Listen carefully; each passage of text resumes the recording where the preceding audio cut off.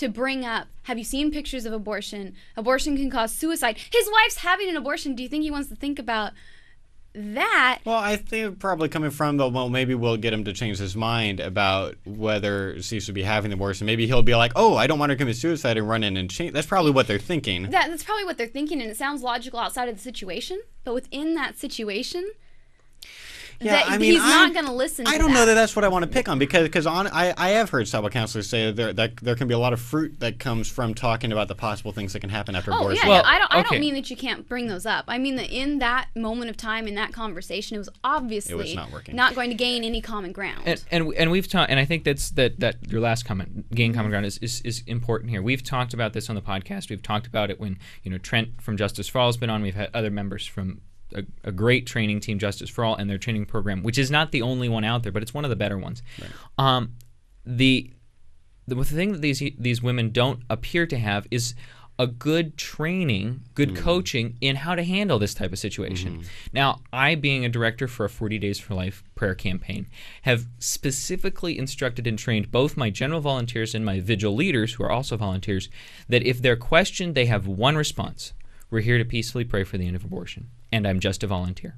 And then the second, if they're asking any other questions, here's the number to call the director, and they call me and I can deal with it. And these women probably didn't have that initial training, which is helpful.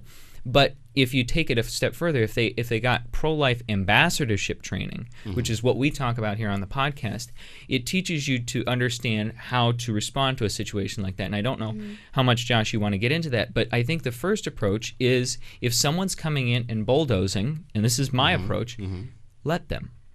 Now, I would probably have begun with not necessarily having a graphic sign. Again, does not show to be the most effective. Right. And then I also wouldn't be calling out to women entering the clinic. I might be holding a sign saying, would you like to talk, or consider another option, something maybe to get the conversation rolling. Right. But if he's going to come out and he wants to monologue, it's amazing how if you just let them and you just kind of listen and show that you're actively listening, right, that could change everything. Now, before we go on, because I like where this is going. When we talk about listening, and we've said this probably before, but just, again, we're not. When you define what you mean by listening. When I say listening, I mean actually looking them in the eyes, showing, and it's one of those things that they teach you early in school. Is you like lean forward. There's a couple of facetious posture positions that show you're listening, but being a genuine listener and actually going, thank you for, I am sorry to hear that. Thank you for telling. Sorry to hear that. Something that shows that you are interested in what they're saying beyond just wanting to respond to it. Listen the way you wish your parents listened to you. Exactly. Actually listen. Or your children, if you're a parent. Listen to understand them, listen to enter their world, and really try to figure out where they're coming from, and just listen instead of debate. Be normal. Because when a normal person tells you, my wife is having to have an abortion because our child is basically dead, like they're going to be born dead. This is a terrible. Right, the child's how not do you dead react now, as a normal person, not as a pro-lifer who has to be like, oh well, you need to do this and this. How do you react as a normal person? That's terrible. Oh my goodness, sorry. How are you coping? What is did you get referrals? Did you talk to people? How is what has this experience been for you? Right. How did you come to this decision? See, but here's the really sad thing. Let's say the women responded that way. Which would have been better than love thy brother. They started right. Sorry. But let's say they had, by the mere fact that they've already had the graphic sign and have already yelled at his wife, it's over. I mean, effectively, their attempts to build bridges is gone. Yeah, partly. I would say that was the first piece, and if you've done that, If let's say I was standing with these women and they did that and he came over, we are beyond the recovery stage for this. The best option is probably to just remain silent, because you're either going to cause more damage or he's going to do something worse. I would say not necessarily. Now, they definitely wounded him and his wife by yelling at them, and that I think was their worst mistake. The graphic photo, I think you could navigate around in a conversation. But that was not the topic. It was never really addressed. But a sincere The graphic apology. sign was addressed. I mean, he basically, he said he was really angry because they've got this big graphic sign. Right, but it's not the real issue that he's talking about. The real issue he's talking about is he feels, and I think rightfully so, that he has a situation that justifies abortion. And was he accused feels of something else. Yeah, that they accused him and his wife of being murderers, and they're idiotic. Right. And so that they did. They committed, this major foul, and basically, wounded them for any term. And so that is a repair that may or may not be able to be overcome. But I still think you should try if you've made that mistake. It goes on. At one point, one of the women says, I feel awfully sorry that you're angry with people. And then he responds, oh, no, I'm just angry with you. Because you're the lowest common denominator right now. You're a waste of human. And then the woman threatens to call the cops. Why? Because they probably felt threatened. And he clearly wasn't going to do anything. He wasn't. I don't mean threatened for their life, but I mean when you are in a position and somebody comes out, you're not prepared to answer them, so you become defensive, and they keep pushing you. They're feeling trapped in a corner. The same way we've talked about pro-lifers make pro-choicers feel when they just come at them with arguments over and over and over. They feel trapped. But should that be our response? If someone's angry, at JFA, we would threaten to call the cops if someone's like damaging our property or like threatening us physically. Well, I don't know. I don't see this situation in this video as being similar to JFA. I think it's more similar to something like 40 Days for Life. Right. They're out in public. They're out, speaking. Right. I think their first action of calling out somewhat raised the bar on what was permissible. Mm-hmm. For instance, at our 40 Days Vigil, with the exception of, would you like some information, we don't permit our volunteers to really call out to anyone. Certainly not something like "don't kill your baby." We usually discourage that for that. Now, and you'll allow sidewalk counselors to be there that do that, but they're not part of 40 Days. 40 Days is about 40 prayer. Days is about prayer. Right. Now, maybe it doesn't appear that these women are sidewalk counselors, so I'm dealing with it a little bit differently. Right. If it's a silent prayer vigil, so to speak, or just a public presence, which is more of what they were with the signs, and someone comes up and starts speaking in a raised voice and possibly with some malice, I could consider that as a potential threat.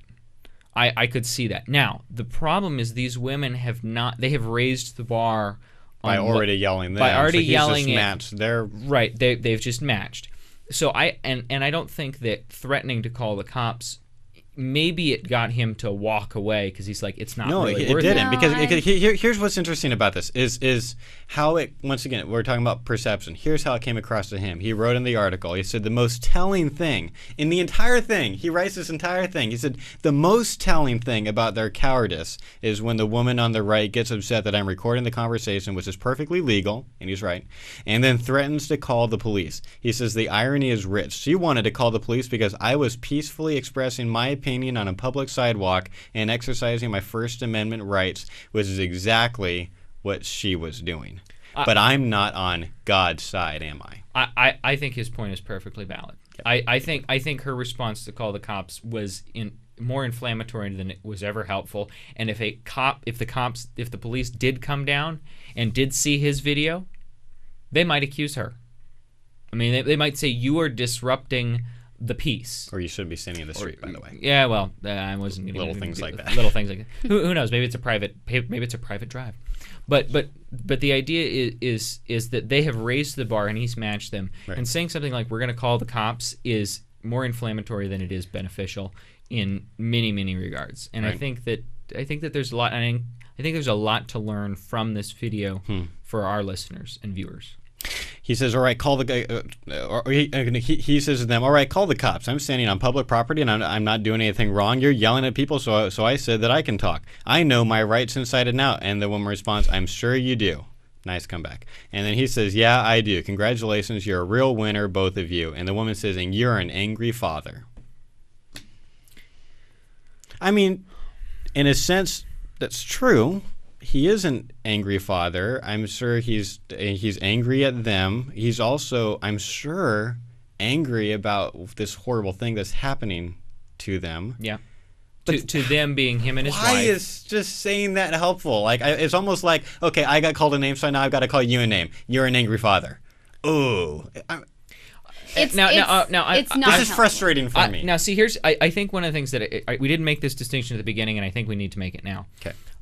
One, I don't think these women. First of all, I think these women are good women and they have good intent. I agree. Yes. The right way and the right thing and the right way and the right reason. They've got the right reason. The other two are not there. When they went out, it appears, I could be totally wrong. Feel free if either of these women are watching or listening to the show, write in and tell us what your thoughts are.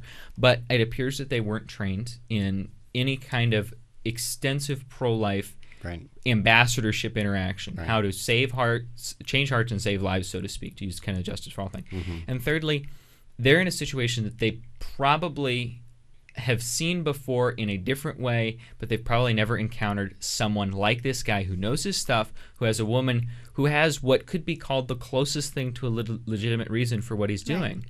And they probably were completely thrown out of their element. Right. All of those things could lead to them saying things that they regret. Now, I would not be surprised if they went home that night and think, man, I blew it. Now, maybe they don't watch the internet. Maybe they have no reason to respond. Maybe they're just like, I can't believe that I did that. I just can't believe I did that. For those who might find themselves in a similar circumstance, silence is better than putting your foot in their mouth. Yeah. Usually. That's usually. good. It's usually always better than an attempt at a snappy comeback in a conversation. Yeah. But I think we do need to focus on not just demonizing these women. Yeah, I don't want to demonize them. Most people who haven't had intensive training like we have, and even as we might not have had great answers to that scenario, but they responded in a human fashion, not a trained to go against human nature fashion. So when somebody yells at you and calls you a name, your instinct is to yell at them and call a name back. Right. When somebody starts attacking your position, you get defensive. So you bring up your argument. So, well, have you seen these pictures? Did you know this? That's what what they know. Right. So we don't need to attack these women too much. What we do need to do is say, for those of you who are going to be in this position, this is what you need to do. Right. Boy Scouts. This is what you need to learn.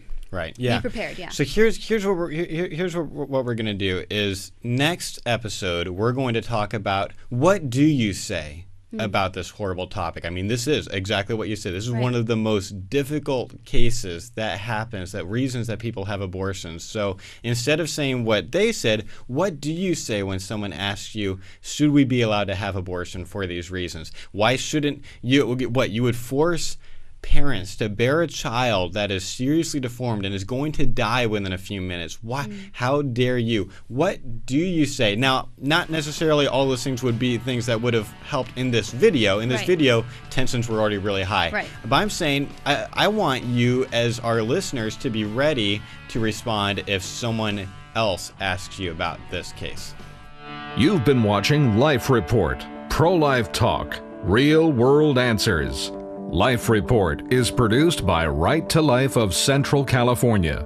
Visit their website at fresnoprolife.org.